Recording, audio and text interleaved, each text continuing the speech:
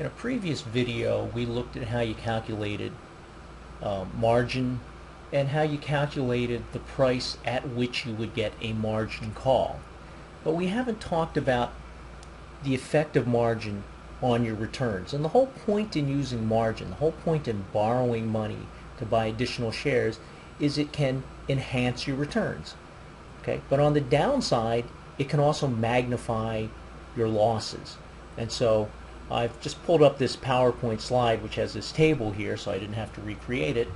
And this column looks at the case when there's no margin used, okay, or 100% margin or 100% equity here.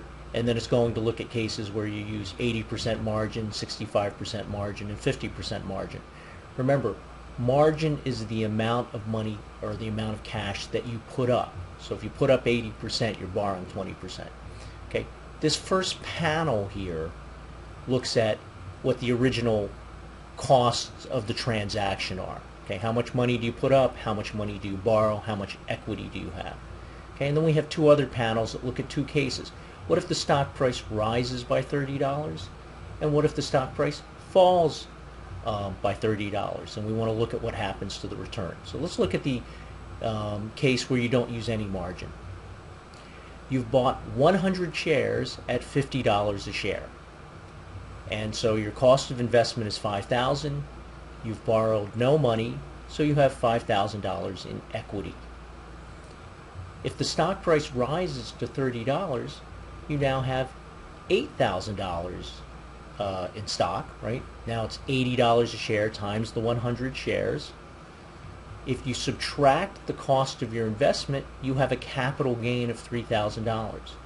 So your return on equity is $3,000 divided by the $5,000 in equity you had, or 60%. Okay, pretty good.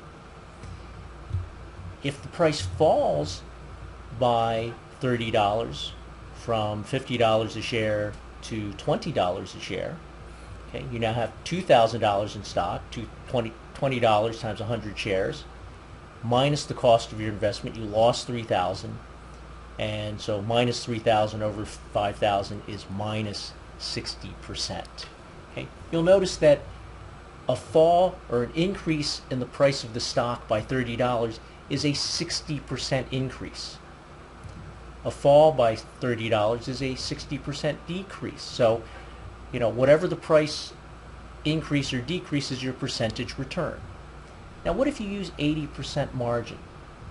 In this case, here you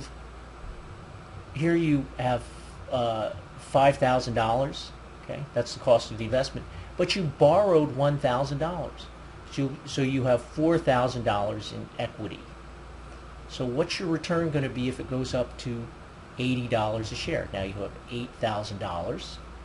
Okay, $5,000 was the cost of the investment minus $3,000. So I'm sorry, minus the $5,000. So you have $3,000 in capital gains, but you have a 75% return because your return is $3,000 divided by the $4,000 in equity. That's a 75% return. Okay, better than 60%. Okay, likewise, if the price fell by 60%, you would lose 75% instead of losing 60%. Here, if you use margin of 65%, so that is you put up, you borrow $1,750 and you borrow $3,750. Okay, we can work through the same sort of concept. You have a $3,000 capital gain. You notice the capital gain is the same, right? The price went up. But now you're taking $3,000 and dividing it by $3,250, okay, rather than the $5,000 if you didn't use margin. You have a 92% gain, 92.3%. But again, if the price went down, you'd lose 92.3% rather than 60%. And here's the case where you use 50% margin. So you only put up half the money, borrow the other half. The legal limit right now is 50%. The Federal Reserve has the right to change that, but it's generally been 50% for a long time. Now, your broker may impose stricter margin requirements on you rather than 50%. Your broker may require that you put up 65% or 80%, depending on your trading experience. But here's the case, again, price goes to 80 a share, your return is a whopping 120%. You've doubled your return. Well, think about it. You're only putting up half the amount of money to make the same amount of money, to make the same 3,000, so you're going to get double the return. But if it goes down, you're going to get double the loss. So again, if you want to think about it, margin magnifies your gains and your losses. If you're right, you can make a lot more money, or you can enhance your return by using margin. If you're wrong, you can enhance your loss.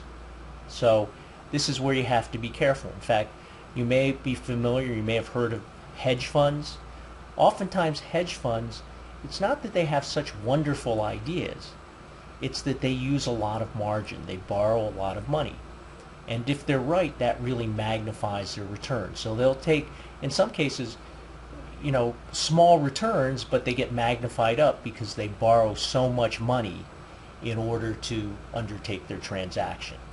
But margin is something you really need to be careful with, okay? Especially if you're a new investor, because it can magnify your losses significantly.